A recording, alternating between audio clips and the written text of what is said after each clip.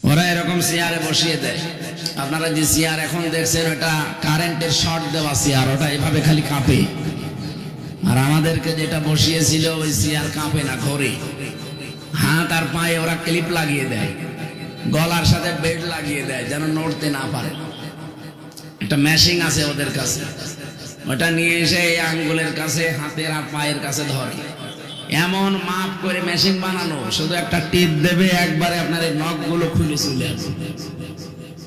নখ খুলে ফেলেন তো দেখেন ফিনকি দিয়ে রক্ত বের হবে। কি কথা বলছেন এখানে? শুধু রক্ত বের হইলে যদি ছেড়ে দেয় তাও তো হয়, ওর উপরে পাতলা লবণ ছিটিয়ে দেয়।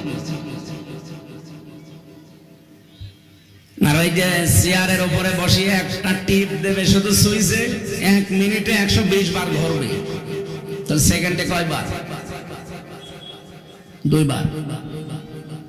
আপনার মাথার ভেতরে আল্লাহ এমন কিছু সূক্ষ্ম জিনিস দিয়ে রেখেছেন, আমরা দেখেছি বিজ্ঞান, এখানে কম্পিউটার ভিড়ান, আমি দেখাবো আপনাকে। ফ্রন্টাল লব আছে, অক্সিপিটাল লব আছে, প্যারাইটাল লব আছে, সেন্সরি কর্টেক্স আছে, মোটর কর্টেক্স আছে, ল্যাব আছে। এরকম 70,000 জিনিসে মাথার ভেতরে।